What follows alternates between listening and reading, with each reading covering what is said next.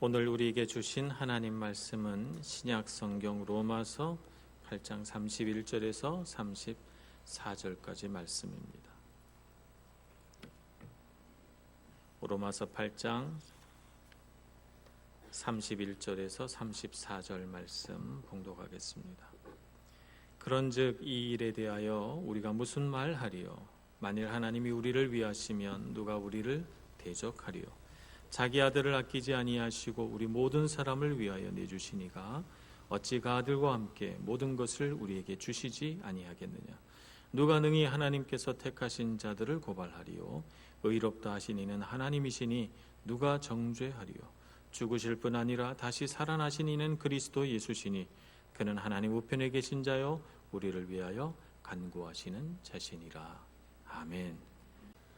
오늘 성령님께서 우리 가운데 임하셔서 하나님께서 주신 이 말씀의 뜻이 다 이해가 되고 이 말씀이 능력이 돼서 우리 마음 가운데 거하시고 이 말씀의 능력으로 새로워지는 저와 여러분 되기를 또 소원합니다. 오늘 31절 말씀에 그런즉 이 일에 대하여 이렇게 말씀하고 있습니다.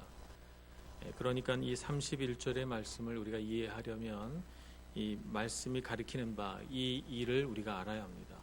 그런즉 이 일에 대하여 우리가 무슨 말하리요? 라고 하는 말씀의 의미를 알려면 이 일을 알아야 된다는 것입니다. 이 일은 바로 30절에 나오는 말씀을 가리킵니다. 또 미리 정하신 그들을 또한 부르시고 부르신 그들을 또한 의롭다 하시고 의롭다 하신 그들 또한 영화롭게 하셨느니라 라고 말씀하고 있는 바로 그 부분을 가리키는 것입니다. 그러니까 이 일이라고 하는 것은 하나님의 구원 계획 아래에서 우리를 미리 아시고 미리 정하시고 또 우리를 부르시고 의롭다 하시고 영화롭게 하신 그 모든 과정을 가리키는 것입니다. 이것을 가리켜서 와필드 박사님은 구원의 5단계를 가리키는 이 과정이 끊어질 수 없는 5개의 고리로 만든 금사슬이다 이렇게 표현을 하면서 이것이 성도의 삶에서 온전히 이루어지는 것을 보는 것은 하나님의 구원 계획의 아름다운 금사슬을 보는 것과 같다 이렇게 말씀하고 있습니다. 하나님의 구원하심은 결코 우연으로 된 것이 아닙니다. 하나님께서는 이미 사람을 지으시기도 전에 우리를 아셨고 우리를 하나님의 자녀 되기로 미리 정해 놓으셨고 하나님의 구원 계획 아래에서 우리를 부르셨습니다. 부르셔서 하나님을 알고 예수 그리스도의 십자가 은혜를 믿음으로써 우리가 의롭게 되는 놀라운 은총을 경험하게 됩니다. 그래서 우리는 믿음을 가지고 살아가는 우리의 삶이 결코 우연이 아니다 하는 것을 알게 되죠. 우리가 교회에 나온 것은 이런저런 이유 때문에 왔습니다. 친구가 권유해서 혹은 한국 음식 먹고 싶어서 사람이 그리워서 혹은 밀라노 한인교회가 어떻다 하는 소문을 듣고 이렇게 왔을 수도 있겠습니다. 우연한 한 발걸음이라고 생각하는 그 한 발걸음 속에서 우리가 다 교회에 왔습니다만 그러나 우리가 신앙생활을 하면서 우리 마음속에 하나님께서 믿음 주시고 은혜 주셔서 하루하루 살아가면서 마음속에 깊이 깨달아지는 것은 무엇입니까? 하나님은 결코 우연히 나를 부르신 것이 아니고 하나님의 놀라운 구원 계획 속에서 나를 그 순간 붙들어서 그 자리에 우연을 가장하여 있게 하셨구나 하는 것을 알게 됩니다. 그래서 나는 결코 우연히 이 자리에 온 것이 아니고 하나님의 필연 속에서 내가 이곳에 있었다 하는 것을 알게 됩니다. 하나님은 그런 분이십니다. 하나님의 구원하심은 나의 노력으로 된 것도 아닙니다.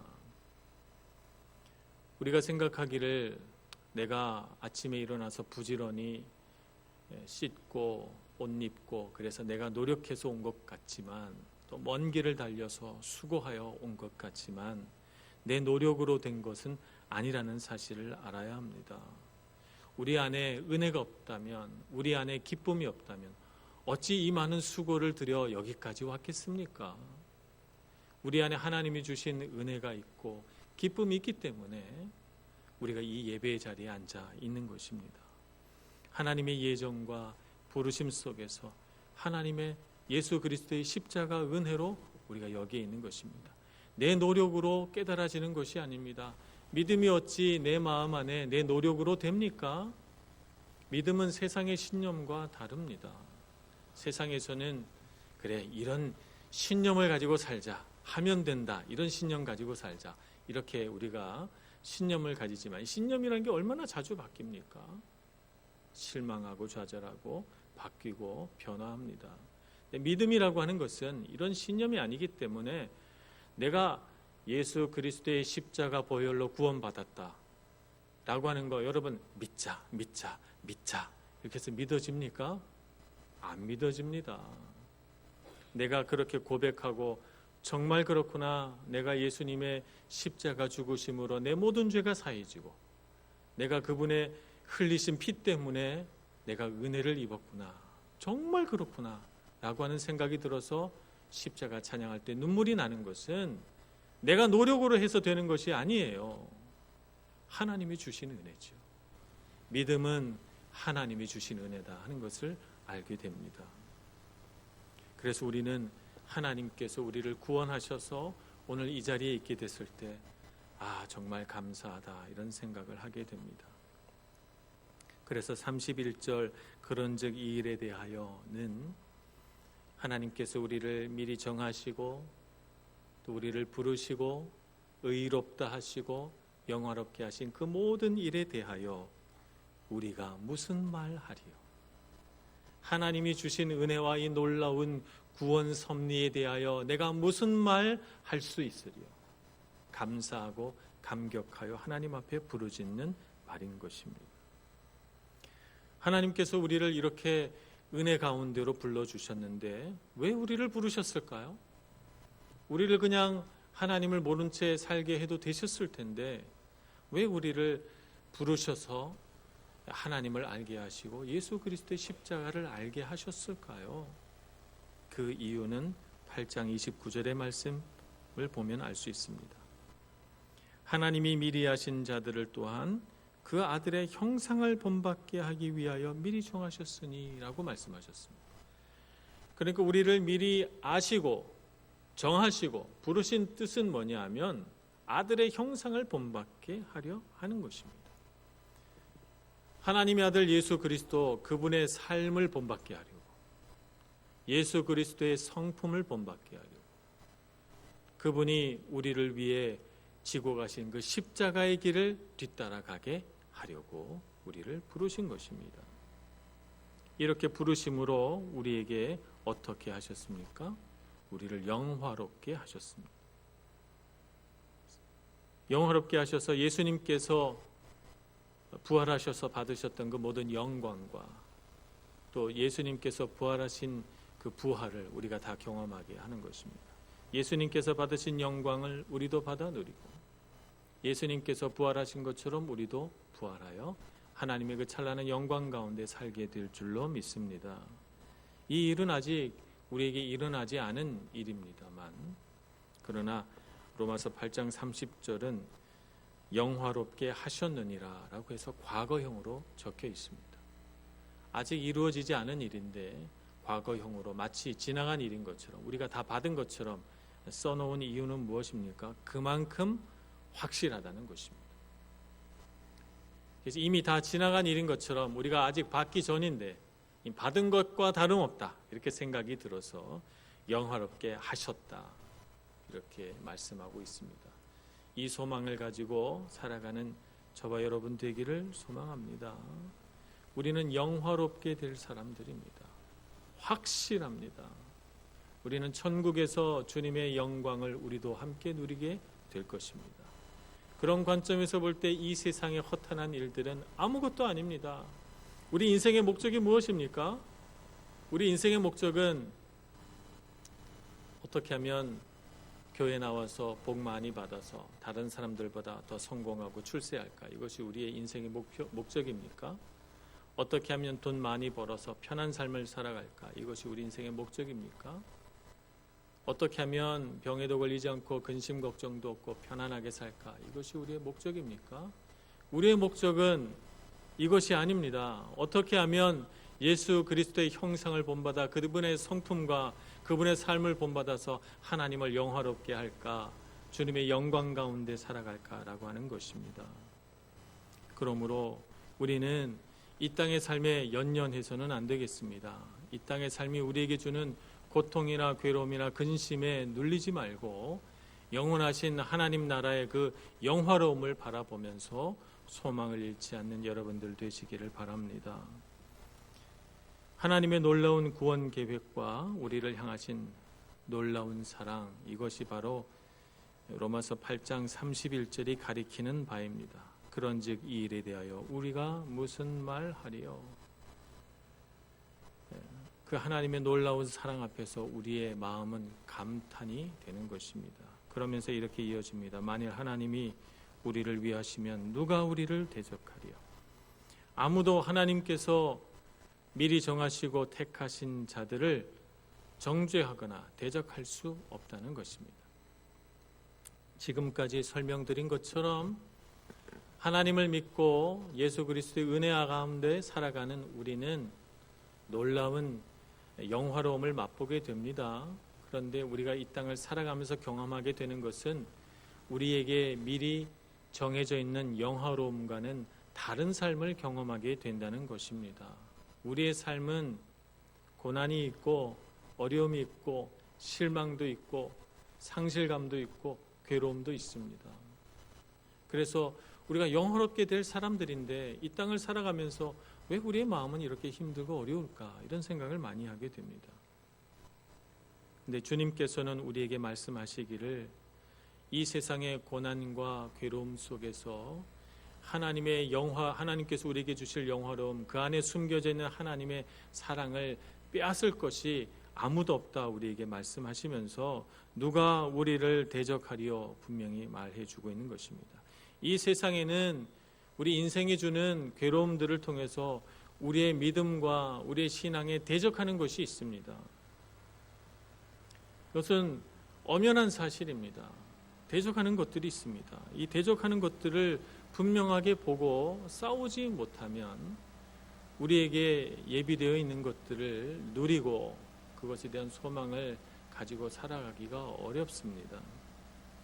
대적하는 것들 중에 첫째가 사탄 마귀입니다. 제가 이런 얘기를 하면 무슨 신비주의자처럼 무슨 굉장히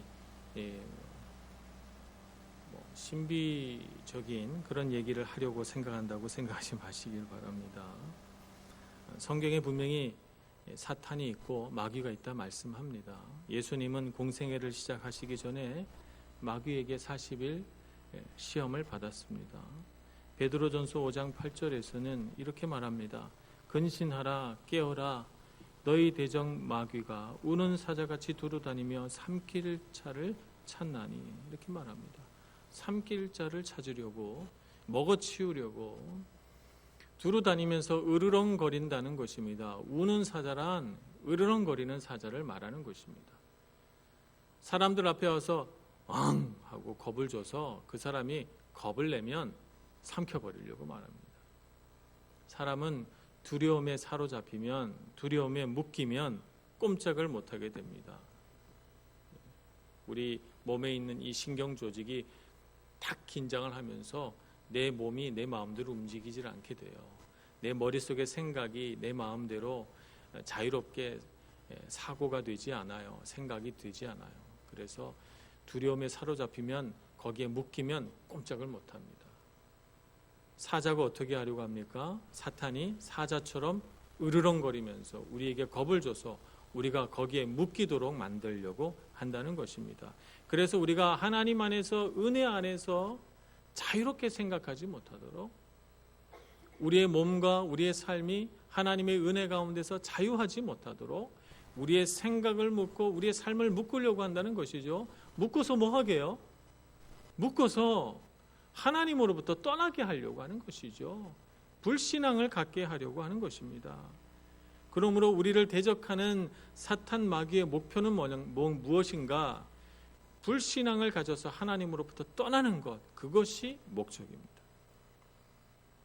요한복음 8장 44절 후반절은 이렇게 말씀합니다. 마귀에 대해서 예수님의 육성으로 설명하는 것입니다. 마귀는 진리가 그 속에 없으므로 진리에 서지 못하고 거짓을 말할 때마다 제 것으로 마귀의 것으로 말하나니 이는 그가 거짓말쟁이요 거짓의 아비가 되었습니다. 이렇게 말합니다. 마귀의 정체는 거짓말장이에요. 거짓의 아비입니다. 그렇게 된 이유는 그 안에 진리가 없기 때문이죠. 그래서 계속해서 거짓말을 하는 것입니다. 그래서 마귀가 주는 시험이 있습니다. 우리에게 주어진 고난과 역경과 상실과 비극 가운데서 마귀는 끊임없이 우리에게 속삭입니다. 하나님이 너를 버렸다. 하나님 너를 사랑하지 않는다. 하나님 너를 미워한다. 이렇게 우리에게 속삭입니다. 그래서 우리가 하나님을 원망하고 떠나게 만들려고 하는 것입니다. 때로는 우리가 만약 무슨 중대한 죄를 범하거나 실수를 했다면 그 죄에 대한 고발을 이 사탄이 합니다. 너는 이 죄에 대하여 반드시 벌받을 거야. 이렇게 우리에게 죄책감을 줍니다. 그래서 우리 삶에 무언가 안 좋은 일이 벌어지면 내가 그때 잘못해서 내가 그 죄값을 받나? 이런 생각이 들어 마음이 두려워집니다. 상실감을 가질까 봐 두려워하고 고통을 당할까 봐 두려워하고 죽을까 봐 두려워하면서 살아갑니다. 두려움 속에 묶이게 만드는 것, 말씀드린 것처럼 하나님을 떠나 불신앙 속에 던져 넣으려는 사탄의 계획입니다. 그래서 우리 마음속에 만약 이런 것들이 묵상된다면, 하나님이 정말 나를 사랑하신다면 나에게 어떻게 이런 일이? 라고 하는 이런 말들이 우리 마음속에 묵상된다면 우리는 분명히 깨달아야 합니다. 내가 지금 사탄에게 공격받고 있으며 사탄이 나를 하나님으로부터 떨어뜨려 놓으려고 대적하고 있다는 사실을 알아야 합니다. 고난은 하나님께서 우리를 자라나게 하시려고 주시는 은총의 한 방법입니다. 사람은 고난이 없으면 나태해지고 무기력해집니다. 사람이 운동을 하지 않으면 우리의 근육이 다 쇠해지고 결국에는 연약한 사람이 되듯이 고난은 우리가 하나님께서 우리의 영적인 힘이 더 강해지도록 우리를 단련시켜가는 광야이며 단련장입니다. 역경은 하나님께서 우리의 모든 죄들을 하나님의 선하신 손길로 버무리셔서 선한 것을 만들어내려고 하는 하나의 과정입니다. 그래서 우리가 이 세상을 살면서 고난과 역경을 통과하지만 우리는 결코 하나님을 떠나지 않을 것이고 하나님의 그 선하신 계획을 떠나지 않을 것입니다. 하나님을 신뢰할 것입니다. 여러분, 사탄이 주는 거짓말에 속지 마시기를 바랍니다. 그는 끊임없이 우리를 대적하여 하나님으로부터 떠나게 하려고 합니다.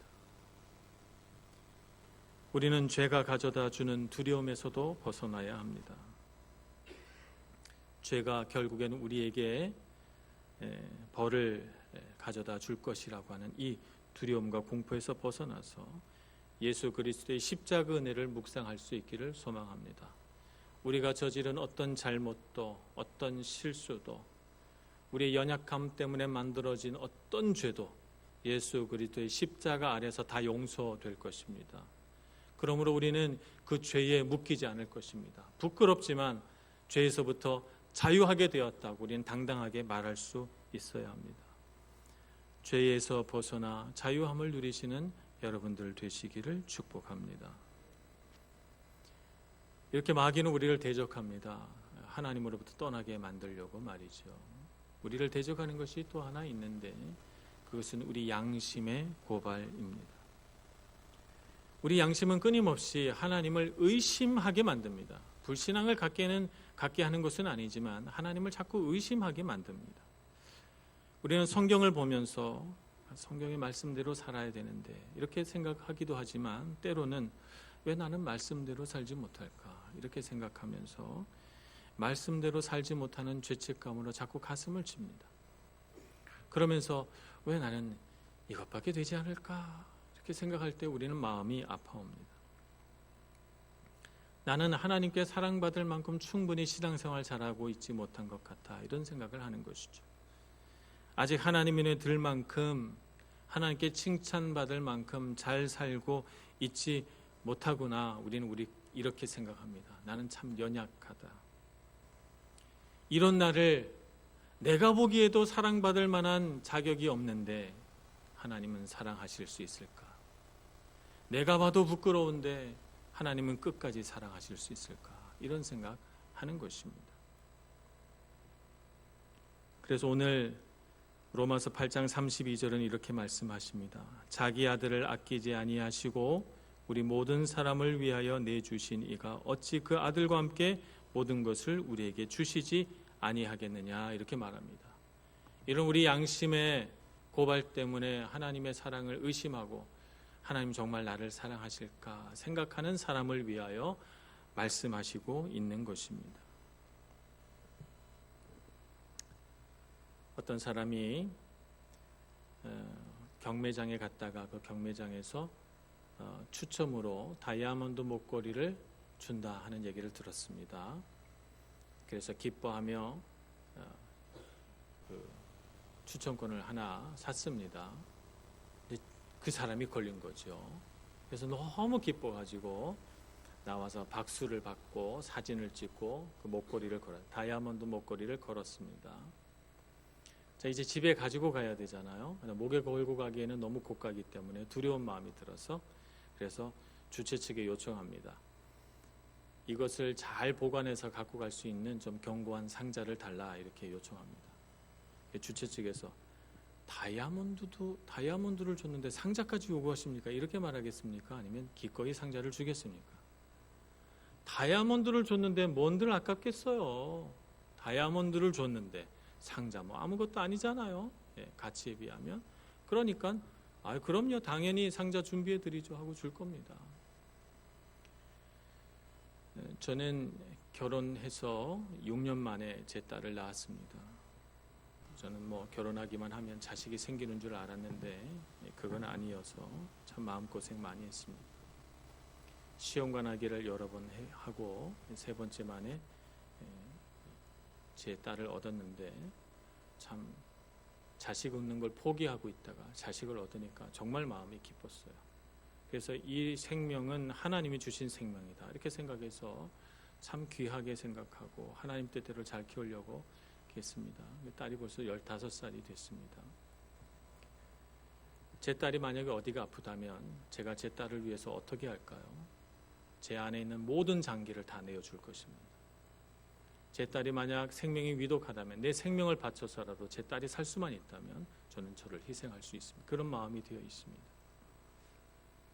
만약 이렇게 생명처럼 아끼는 제 딸을 제가 누군가에게 그 생명을 준다면 저는 뭘 주는 겁니까? 저희 모든 것을 다 주는 겁니다. 제 생명과 제 재산과 제가 갖고 온 모든 것을 다 주는 것과 똑같습니다. 제 딸을 준다는 것은. 하나님께서 우리에게 아들을 주셨습니다. 하나님 안에서 독생하신 아들입니다. 그 아들을 우리에게 주셨다는 것은 무슨 뜻입니까? 다 주신다는 뜻입니다. 아끼지 않고 다 주신다는 것입니다. 다 주시고 하나님께서 아무것도 남은 것이 없을 때까지 다 주실 수 있다는 뜻입니다. 그 아들 예수 그리스도를 통해서 우리를 자녀 삼아 주셨습니다. 예수 그리스도의 보혈을 힘입어서 하나님을 믿는 모든 사람들은 다 하나님의 자녀입니다. 하나님의 자녀된 우리를 바라보실 때 하나님께서 그 아들의 생명처럼 어찌 보시지 않겠습니까? 아들의 생명만큼 우리가 귀하겠죠. 그런데 우리가 우리의 연약함 때문에, 우리 양심의 찔림 때문에 나 같은 사람을 하나님께서 사랑하실 수 있을까? 이렇게 생각하는 것은 대단히 어리석은 생각인 것입니다. 하나님의 눈으로 보면 자녀가 갖고 있는 연약함이나 실수나 죄는 아무것도 아닌 것이죠. 하나님의 사랑을, 그 자녀를 향한 하나님의 사랑을 끊을 수가 없는 것입니다. 저도 제 딸의 연약함을 봅니다. 이제 좀 컸다고 머리를 자주 빗어요. 머리카락이 화장실에 많이 떨어져 있습니다.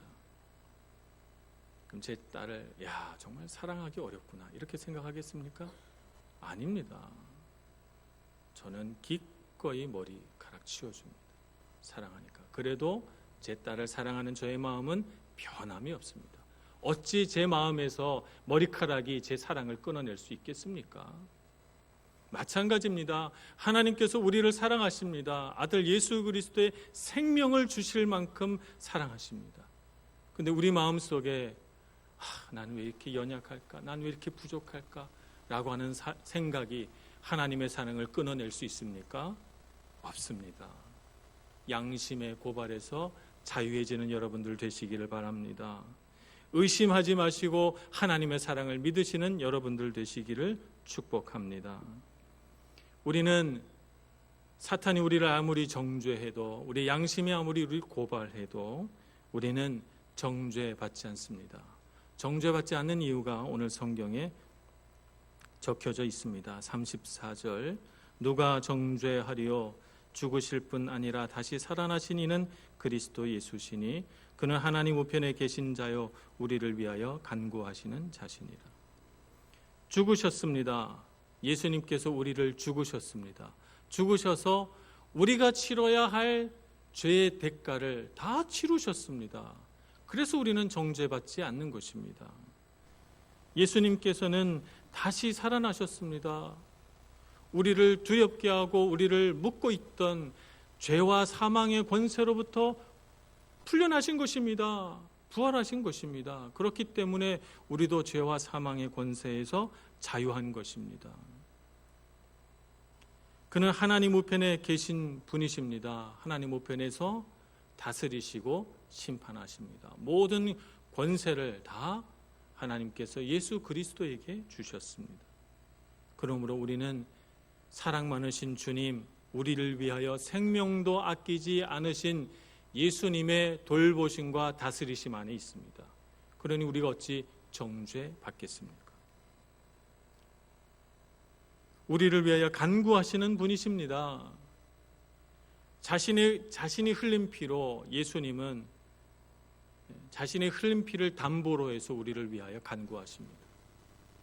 하나님께 기도하실 때 예수님께서 이렇게 기도하실 것입니다. 하나님 아버지, 내 피로 구원한 사람입니다. 그러니 주님 구원해 주시고 살려 주시고 돌봐 주십시오. 내 피가 묻어 있는 사람입니다. 이렇게 기도하시지 않겠습니까? 그래서 우리는 정죄받지 않습니다. 사탄에게 빼앗길 수 없는 사람들입니다. 우리는 하나님의 사랑을 믿고 신뢰하고 주님의 사랑을 우리 마음에 가득 품고 살아야 하는 사람들입니다. 이 사랑으로 확신을 가지시고 의심하지 마시고 불신앙에 빠지지 마시고 주님을 신뢰하고 주님과 기뻐하는 여러분들 되시기를 축복합니다. 이와 같은 구원의 확신과 감격이 우리 삶에 있을 때 우리의 신앙생활은 참 신나고 즐겁습니다. 고난 가운데서도 소망이 있고 삶의 어려움이 찾아와도 우리는 두렵지 않습니다. 이런 믿음과 신앙으로 삶의 모든 역경들을 다 이겨내시는 여러분들 되시길 축복합니다. 오늘은 교회 창립 39주년입니다. 우리 교회의 목표는 교회다운 교회가 되는 것입니다. 예수 그리스도의 십자가 죽음을 통해서 하나님의 사랑을 누리는 교회, 생명이 있는 교회가 되기를 소망합니다. 민족과 언어와 나라를 뛰어넘어서 역사하시는 하나님을 경험하는 교회가 되기를 소원합니다. 그래서 우리 한국 사람뿐만 아니라 전 세계 모든 민족이 우리 교회에 와서 예배할 수 있는 교회가 되기를 소원합니다.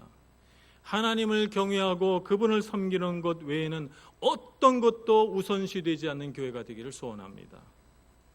그래서 정말 주님만을 높여드리기를 소원하는 것입니다. 하나님은 우리 안에 계십니다. 하나님 우리를 너무너무 사랑하십니다. 하나님의 사랑을 확신하시고 하나님 나 같은 자를 왜 이렇게 사랑해 주시나요? 예수 그리스도의 십자가 아래서 그 사랑에 감격하고 감사하고 기뻐하며 그 주님의 사랑으로 모든 어려운 일들을 다 이겨내시는 여러분이 되시고 또 우리 교회 되기를 간절히 소원합니다. 기도하겠습니다.